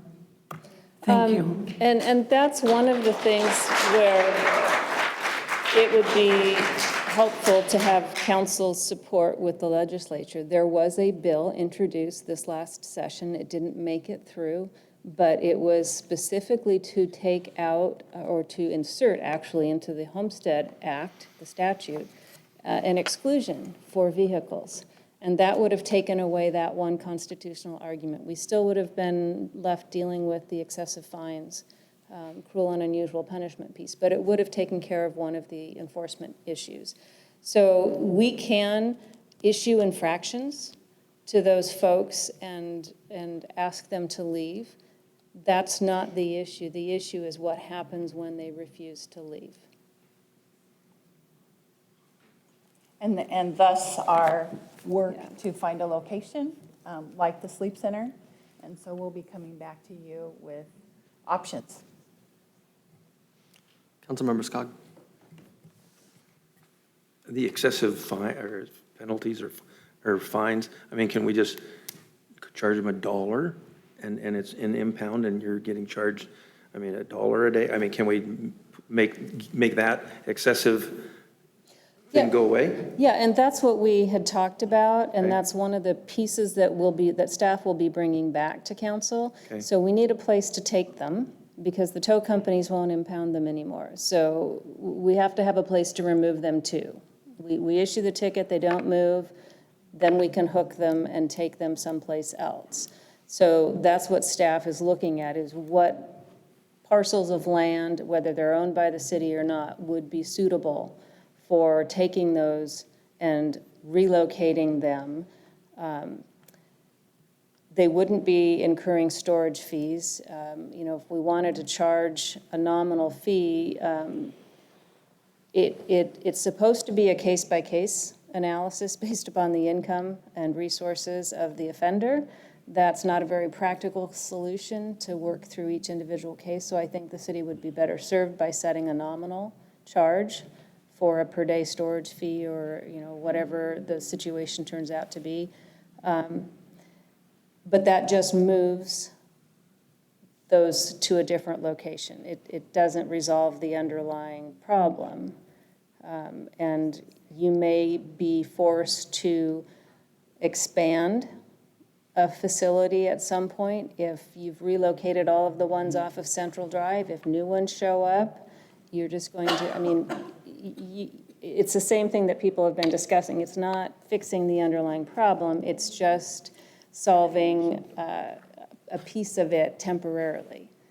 So staff will present the short-term solution, as well as, you know, what happens in the future if the number of vehicles being lived in continues to increase and there's no legislative relief provided. Has anybody given any thought to the property on Paxton next to the dog park? In our budget process, we had a discussion with council about that property and the development of that property for the animal shelter, which is also another issue that's long overdue for solution, so. No, I'm thinking about parking RVs down there. Right. So it's one or the other. So as we can bring that back to you for an option, we are pretty far down the road with Grant County Animal Outreach for the same adjacent property. So I have one more question, and then I'll rest my case. When they're moved, can we then put up concrete barriers into that space so they can't park there anymore? And then, I'm sorry, I have one more. I fibbed. So where does a property when you have a sidewalk and then you have adjacent land, yard or whatever, but over there on Central, where does the property line for the person who owns the land, where does that start? Is it next to the sidewalk? Or how does that work? So to answer your first question, on Central Drive for those cul-de-sacs where they're currently parking, yes. Once those vehicles are gone, the city can locate structures on that will prevent similar occurrences in the future. As far as where the property lines run, I mean, normally the sidewalk is within an easement, but Richard can answer that. Okay, so when Central Drive was built, when was that built, in the 90s? Yeah, I think it was the late 90s. Anyhow, so those turnouts, or essentially those driveways, Central Drive was designated as similar to Yanazawa Boulevard, where there's only certain places that you can access. And the city built those little returns on the curb and sidewalk and that little piece there stubbing into like Home Depot, and then there's some others. The property line actually runs, if you take the sidewalk that's running along Central Drive and you draw basically a straight line across the back of the sidewalk, that is the property line for the right-of-way. So those little stub outs are actually on private property. So it's not public, it's private. So does the gentleman who owns that land, does he know that those vehicles are there? We have notified him, and I believe, have you talked to him? Or I know that he's been, we've tried to make him aware, and he would have to go through the trespassing process, but right now, that is private property.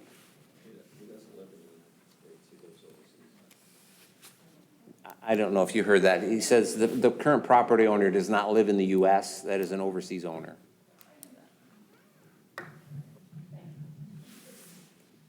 Councilmember Schwartz.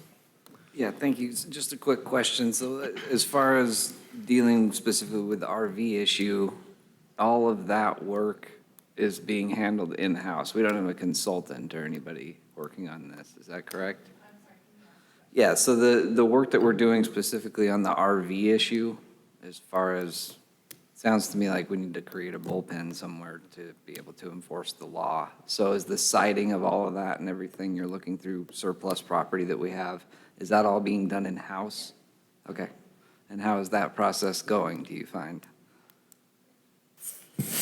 I am anticipating by the end of the week having a report to the city manager at minimum on the status of city-owned property. As the city manager mentioned a moment ago, we are also planning on having an analysis through Grant County and the Moses Lake School District of their current property. I would love to say that that'll be done by the end of the week. I have no guarantees on that, but I'm anticipating at minimum next week having a full report to her of not only what we have available from city-owned property, but also hopefully responses on the other two agencies. So within the next 2 weeks is my anticipation. Okay, then that's great. Yeah, I think really what it is that a lot of my constituency has made it very clear to me that the issue is, like Judy stated, one of public safety. And so I think the more swiftly we can deploy the enforcement, the better for everybody here. And it's nice to be able to give them concrete answers as to how that's going to look. So thank you. Absolutely. Councilmember Skog. Why don't we find the property owner for keeping that on his property and just make him want to call us and have it removed? So we can certainly explore those options in terms of getting a hold of the property owner and working on that. But give him a reason to ask them to be removed. Yep. Was that it for the administrative reports? Okay. We can move on to the council committee reports, and we'll start with Councilmember Schwartz. Yeah, I'll keep it relatively brief. I attended, along with Councilmember Eck, the AG CCT meeting last week, Allison? Yes, it's all blending together at this point. We are having trouble finding a small city to fill the vacancy on the homeless task force, I think is what we're calling that one. So that was a little bit of a challenge. We're also looking at restructuring the group into a council of governments. And then also Catherine gave us a lot of disappointing news as far as legislative updates are concerned. For those of you who are interested, I guess there's been more development on that with some things like police pursuit and all of that that haven't gone exactly our way, but we're clawing back toward the middle, it seems, ever slowly. Councilmember Madewell? I don't have anything, thank you. Councilmember Fancher? Nothing. Councilmember Skog? Sorry, Deanna. Because if I say something, then, okay. The Finance Committee, I think it was interesting where they brought up the whole getting that reserve streetlight cabinet. And it's kind of fun to see how that process worked, where there was a request and it got a non-budgeted thing, but we were able to discuss it and then do something about it and then be prepared. That would have been just a mess for months. So I think that was kind of neat the way that worked. And I'm still just, Madeline brought a lot of restructuring that she hopes to accomplish. And I've just been more than impressed with your effort and ability. And I just really want to thank you for what you do. You do a great job. Deputy Mayor Martinez. I'm tired. Just to tag along with what Councilmember Skog said, the creating more transparency and being able to track the money, I really appreciate what you and your team are doing And I think that the rest of the council members would agree, once we start looking at budgets and the auditing that comes along with all that. As far as the Grant County Housing and Homeless Task Force, I think that's what those two H's are. We met via Zoom and basically just talked about bylaws and some clear delineation and some issues that arose the first time that Grant County had this particular task force, and the things that we'll have in place so that we don't repeat some of those conflicts of interest. And then I have, so Commissioner Jones is the one in charge of this particular committee or group. And so I'll have, he's been meeting with everyone to get a one-on-one and what to expect and what our goals are. So I'll be meeting with him Thursday. I think that's it. I'd just like to show some appreciation to staff, Jennifer for being here and taking some heat up here for that. Jennifer, right? Jessica, sorry. Bad with names sometimes. Just taking the heat up here for the water ordinance. It's a complex issue that we're trying to tackle, and we just appreciate your time on it. And the rest of the staff on a lot of big issues in the last couple meetings have been quite long, and you guys have stuck it out, and we appreciate you. So thank you so much. Our next regular council meeting is April 25th at 6:30, unless we have a study session or whatever, but the regular meeting at 6:30 on April 25th. This meeting is now adjourned.